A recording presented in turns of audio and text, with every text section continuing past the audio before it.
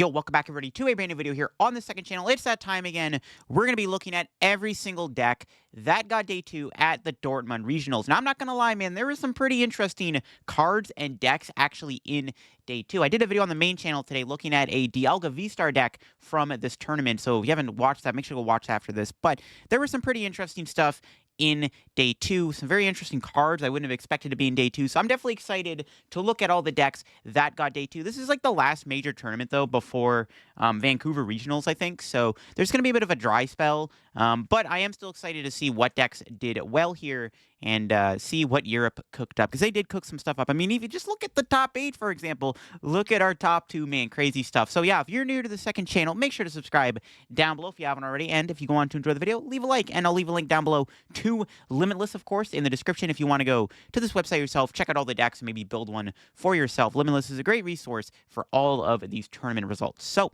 let's get into it. So the winning deck, Shenpao, won its first major tournament.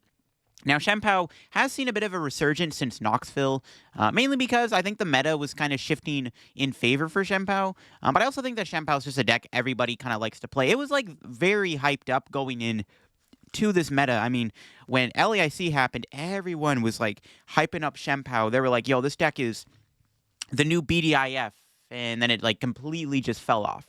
But Shenpao has got a bit of a resurgence, and it did win a tournament here. It did get first place, beating Goldengo in the finals. We do see Owen Cameraman's list here playing the Iron Hands, the Cross Switchers. No Manaphy in the deck. One big thing to notice, the Shenpaos are not playing Manaphy, which is a big deal, considering what it had to play against in the finals here. And of course, we got our runner-up deck, good old Goldengo. I'm very happy to see Goldengo nearly take down our regionals. I have faith in this deck, man. Now, this list does have a few differences from what I played. There's 3 Earthen Vessels.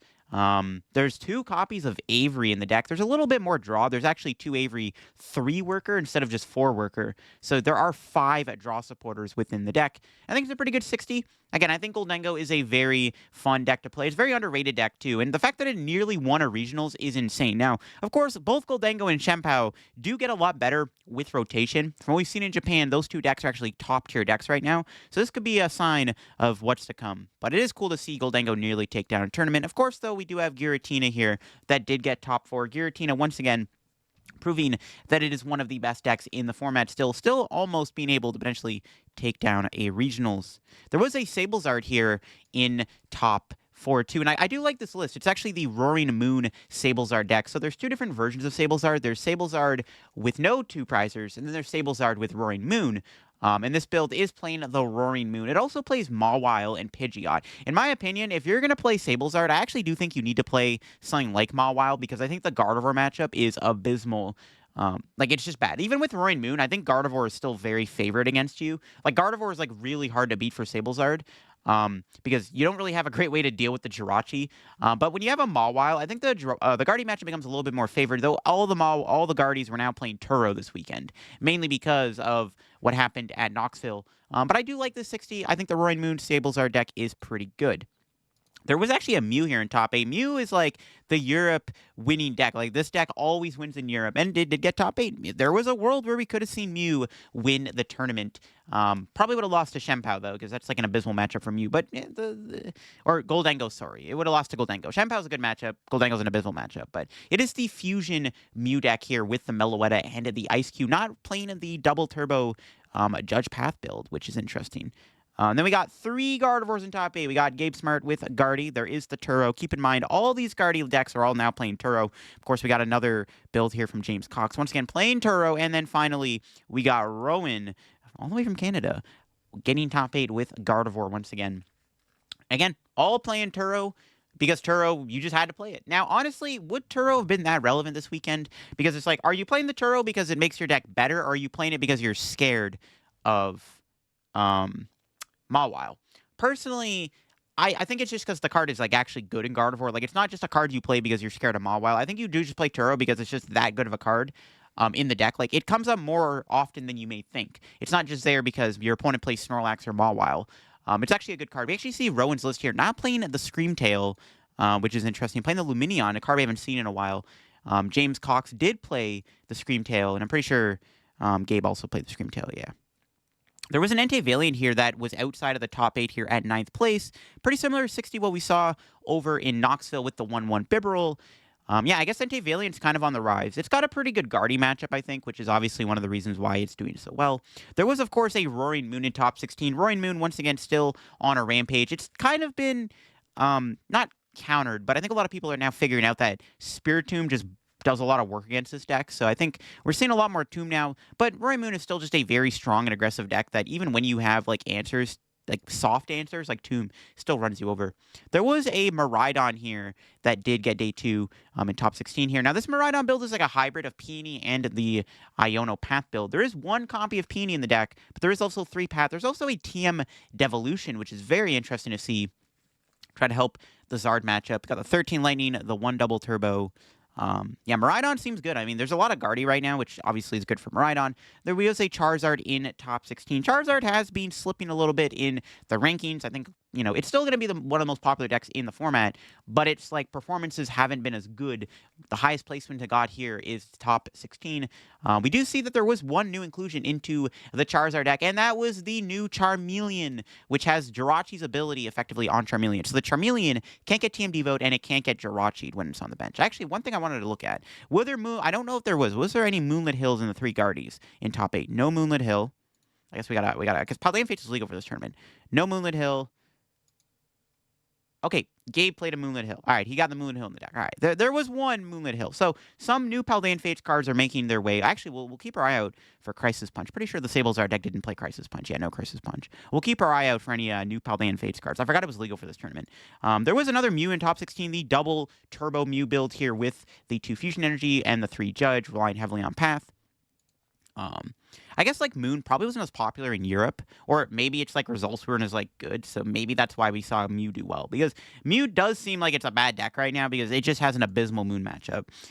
There is a Snorlax control deck here in top 16. This one is the Pidgeot EX build, also playing that one of a Bouffalante. So it's a little bit more teched out for the meta. It's got the Pidgeot, the Luxray, the Mawile, the Bouffalante in the deck. The Bouffalante's really good to remove energy off your opponent's active Pokemon, which can make it very hard in the late game for the opponent to attack you, which is why the Bouffalante is in the deck. It's a really interesting concept. It's a bit more complex than the other Snorlax control deck. There's another Zard in top 16. 2 Zards in top 16. This one, once again, playing at the brand new Charmeleon in the deck. I think the one thing the new Charmeleon does is it makes your matchup against control worse because you are playing a Pokemon that can't one-shot Mimikyu. That's like the one downside of the Charmeleon, but it's definitely not too bad.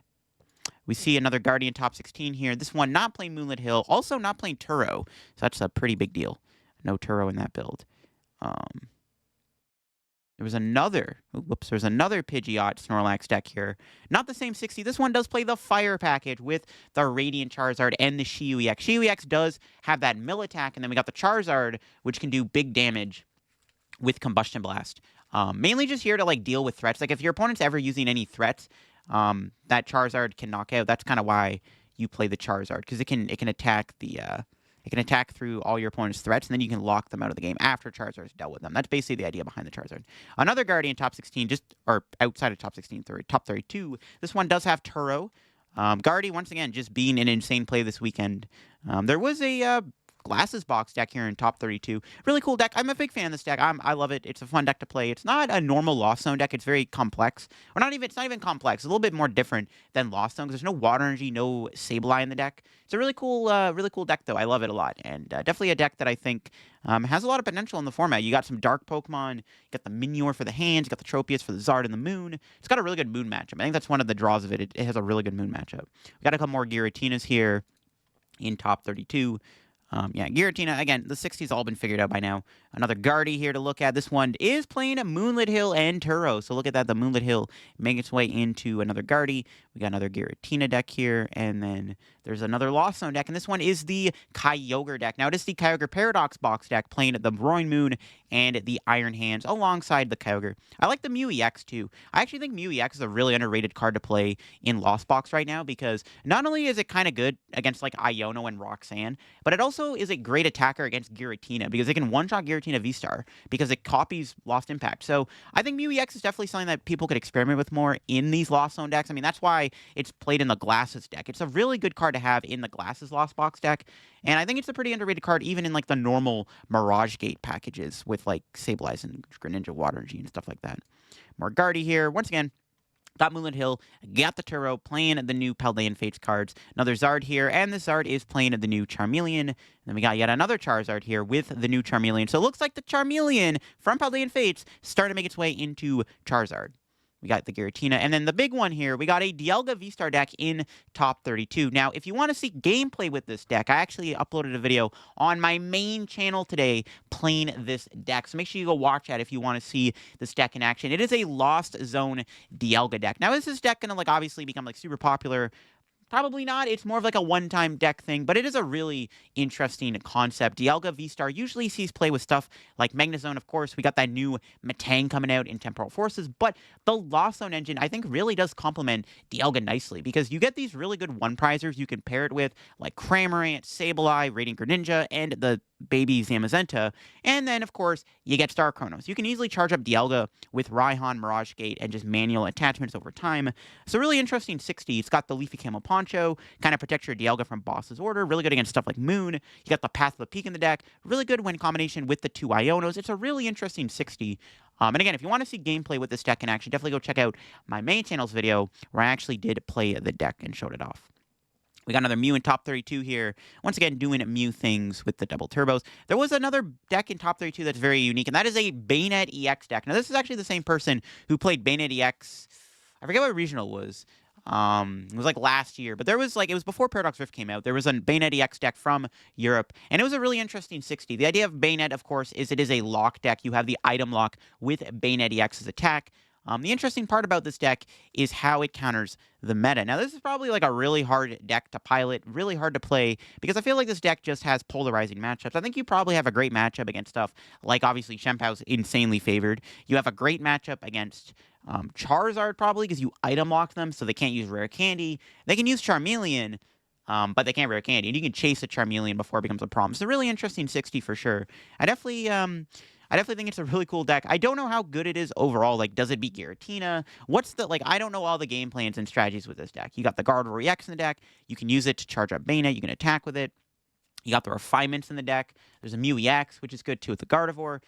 It's kind of, that's not really a Gardevoir deck, but it does incorporate the ideas of Gardevoir EX. There's a Radiant Alakazam. There's a Dreepy in the deck to slow your opponent down. Just a really interesting 60.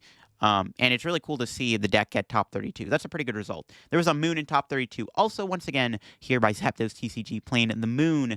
Does have the Clansling Clone and the Cross-Switcher Greninja Water package. So a little bit different than the other Moon decks we've been seeing. So I do think the Ross Cawthon deck is slightly worse right now just because of the Tomb. There was another Pidgeot control deck here that did do good in the tournament with the Shiyu and the Radiant Charizard. Again, really cool to see those in there. There's another Glasses Lost Box deck, it looks like here. Playing a Gift Energies and a Jet. Now, the Gift Energy is really unique, and it also plays the Water Energy. Gift Energy is an idea that I've seen used before. There's no Mew EX in this deck, as you can notice, but the idea behind the Gift Energy is that, obviously, you play around Roxanne and Iono, you put the gift on something, it gets knocked out, the Gift Energy pops, and you get a big hand. It might be good against stuff like Giratina. After they've used Star Requiem is when you can use it, or it's just good against stuff like Gardevoir, where Gardevoir you have to go aggressive with hands, and then you have to have like the Moltres and the Moon ready to go. Then we got another Moon here with 4 Pokemon catchers. Very heavy catcher build of Moon. We got a Guardy deck once again. No Moonlit Hill, but there is a Turo. Keep in mind all the Turos we're going to see in Guardy this weekend. We got another Moon, and this looks like it's the Ross Cawthon Moon deck once again with the a Judge. And there's another Guardy here playing a Turo, no Moonlit Hill. Another Guardy, or Mew, sorry, not another Mew. Once again playing the Double Turbo, the Fusion. And yeah, Mew, it feels like the Mew 60's been figured out too. Another Glasses Lost Box deck here. Now, there's one new card in this deck. Look at that. There is a Crisis Punch in this deck. So, I've been playing Glasses Box for a little bit now, and I've actually been trying out TM Crisis Punch in the deck. The idea of the Crisis Punch is the deck already plays 2 Town Stores, so it actually makes it easier to use Crisis Punch. And it does help a lot in certain matchups, like it's good against Giratina. It's good in any matchup, to be honest. So, I've been experimenting with Crisis Punch myself, and I have been liking it. I think that it's a really interesting concept in the Glasses deck. This deck's also playing at the Gift Energy, too, as you can see. It's got that Gift Energy in the deck here. And the Mew EX. Really interesting 60 there. I do like that. Another Guardy, of course, with Moonlit Hill. Ooh, wow, this is an interesting 60. There's some things going on. There's a Spiritomb in the deck. There's a Gallade in the deck. There's a Turo. There's an Arven. There's a TM Evo. And there's two copies of Moonlit Hill. Very interesting 60. Kind of leading more into the Shine Arcana. Got another Fusion Mew here doing decently well in the tournament with the 2 Judge. Got the Meloetta and the Ice Cube stuff. Got another Zard here once again. This time, yeah, Pidgeysard playing the new Charmeleon. We have not seen the old Charmeleon yet. Another Guardy once again with Moonlit Hill and Turo. A couple more Tinas. Whoops, we skipped over Rapid Strike. The highest placing Rapid Strike deck in the tournament. Now, Rapid Strike has been falling off. I think that's mainly because Moon's popular right now. Rapid Strike probably wasn't a bad play for the tournament, though. Because, there wasn't as much Moon this time around. It didn't dominate as much. And, honestly, the matchups for Rapid Strike weren't terrible. I don't think I guess maybe your Shenpao matchup's a little tricky because, they can blow you up. Even though you do have, technology against some, TM Devo and stuff, it still feels like Rapid Strike can probably beat you. Goldengo's probably a good matchup, though. I don't know. Those, they can, blow up your EXs. I don't know. Maybe, or VMAXs in one hit. I don't know. Maybe they're not good matchups. But Rapid Strike doesn't seem like it was a terrible play for this tournament. I guess just not as many people obviously played it. But there was at least one Rapid Strike here in top 64. More Guardy, of course, with Turo. We got a couple Tinas. We'll just skim through those real quick because, yeah, Tina, basically same 60s have been figured out. There was an Arc Pile deck here that I really wanted to look at. And like I said, there was an Arceus Armor Rouge box deck here. Now, this is not the Rayquaza deck we saw in the last Europe Regional. This one actually is a bit different. It's an Armor Rouge Arc deck. It still has stuff like Delphox, Heatran, Mew, but it's kind of just swapped out the Rayquaza in favor of Iron Hands EX and Armor Rouge EX. So the Armor Rouge EX is really cool. I've been trying out Armor Rouge toolboxes before. I think it's actually not a bad idea to play it with these big attackers like Iron Hands and stuff because you can play Luminous Energy and stuff. So I definitely want to try out an Armor Rouge deck again down the road at some point in the future. But this is a really cool deck that did get day 2. It did get top 64. It got a pretty good placement. In fact, it is the highest placing Arc Pile deck in the tournament, actually. And I haven't looked at one yet. So that's kind of crazy. A Arceus Armor Rouge deck got top 64 and not playing the Rayquaza. It's got that Armor Rouge EX. Really, really cool to see that. Really cool.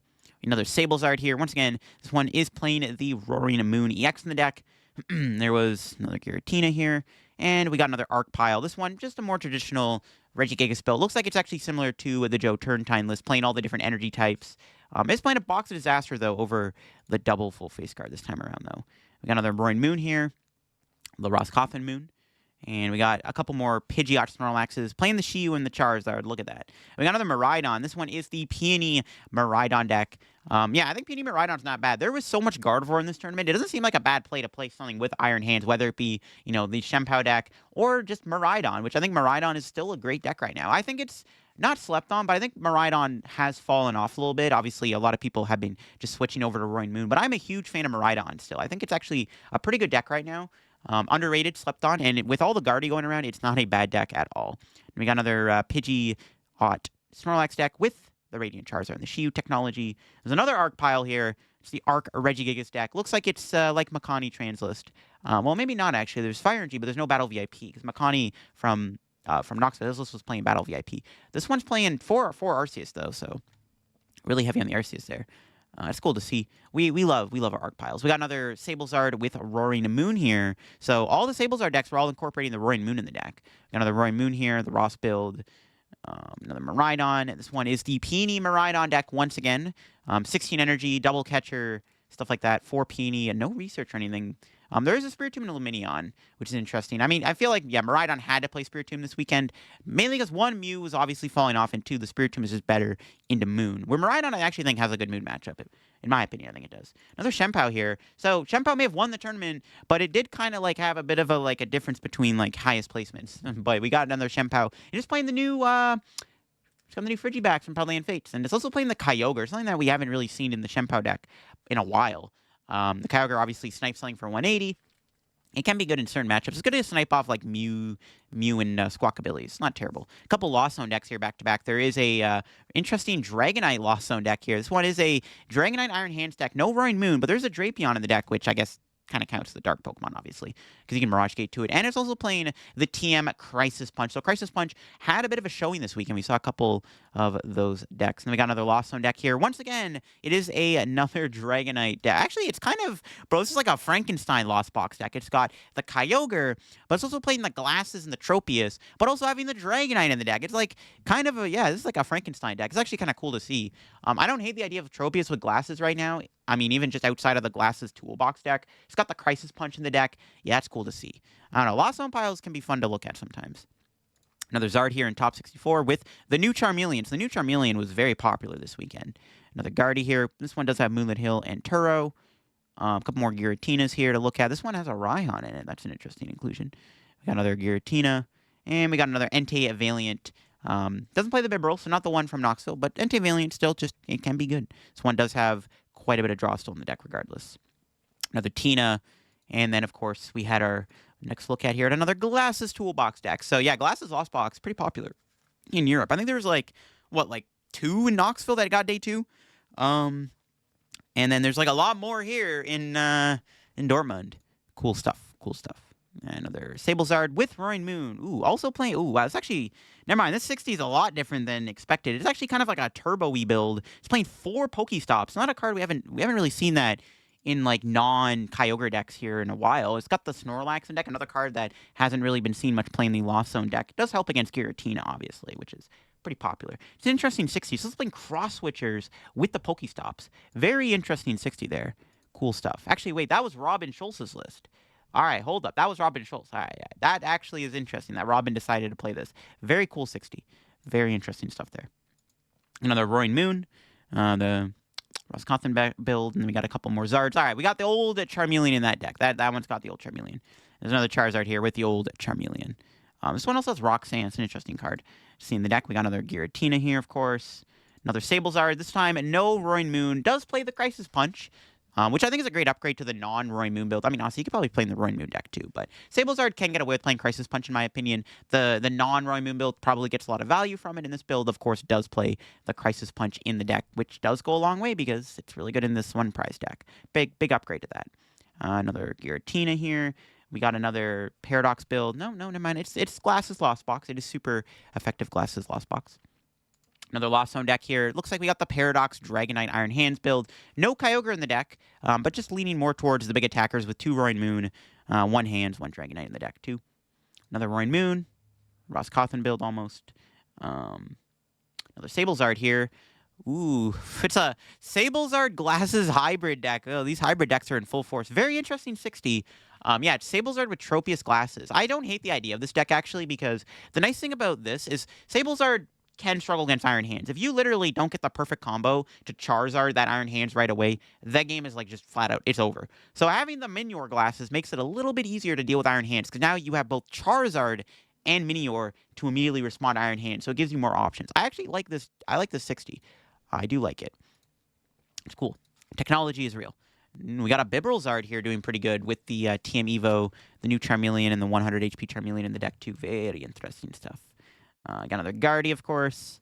And there's another Sablezard. This one's got the Delphox V in the deck and a Crisis Punch. So, yeah, everyone's checking out their Lost Zone decks. Yeah, there's a lot of really spicy Lost Zone stuff this weekend. What the heck, bro? Everyone cooked with the Lost Zone engine. My goodness.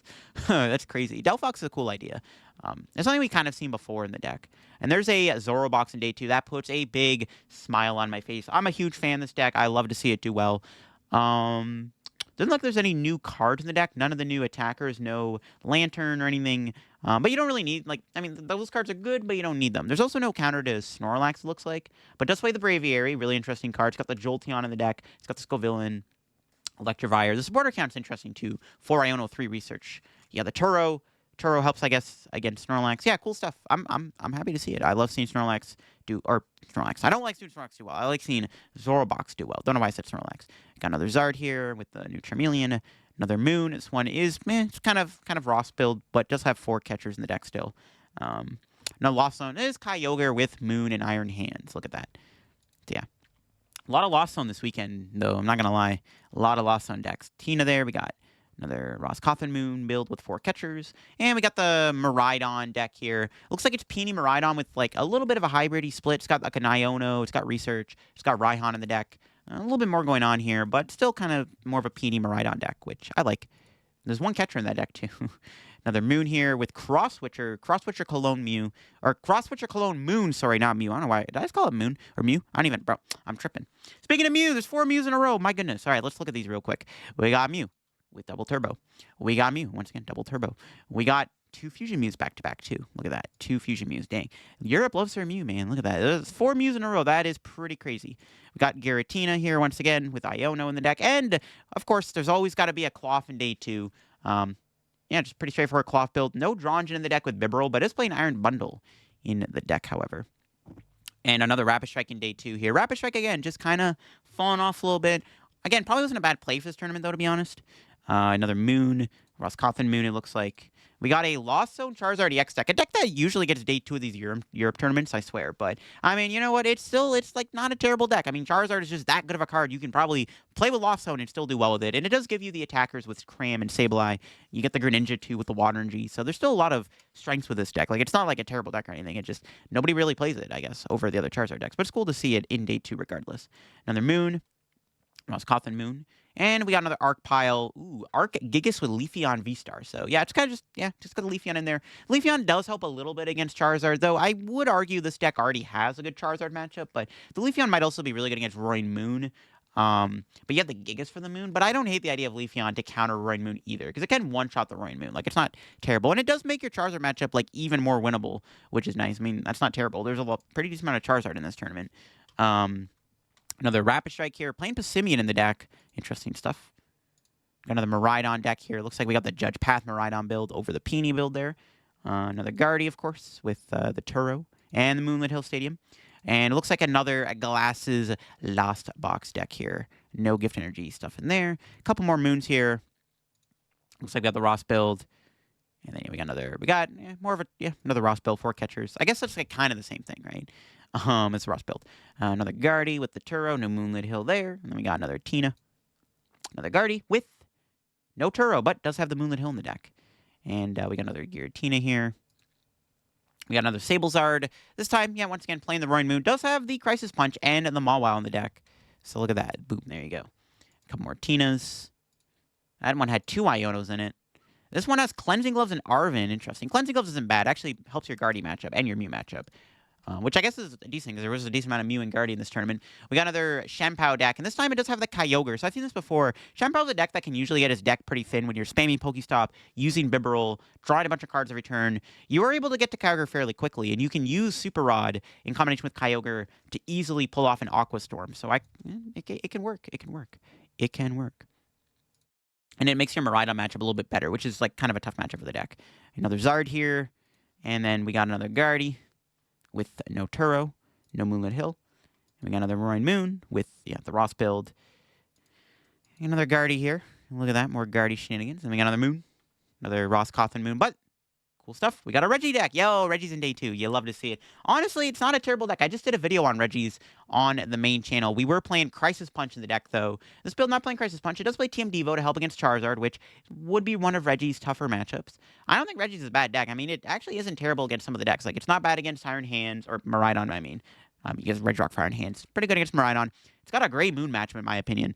Yeah, doesn't seem like a terrible deck. It's probably good against Shampoo, too, because you have Registeel. Another Miraidon here. We got the Judge Path Miraidon deck. We got 2 more Moons. Once again, Roscothan Moon deck. Looking at both of those there. We got another Fusion Mew in day 2 here. Yeah, Mew, pretty good stuff. A lot of Fusion Mew this weekend, which is interesting. Pretty good split of the 2 builds of Mew, I would say. Another Ross build with 4 catchers. Got a Sablezard deck in day 2. Once again, playing the Roaring Moon and the Radiant Charizard. And there is a Palkia Ice Rider in day 2. So this deck definitely, I think, has gone a little bit weaker as the format has developed, in my opinion. But it's still not a bad deck. I mean, it still does good against some of the top decks. Probably good against Mew. Pretty good against, like, I think it would maybe okay against maybe Shampoo and stuff.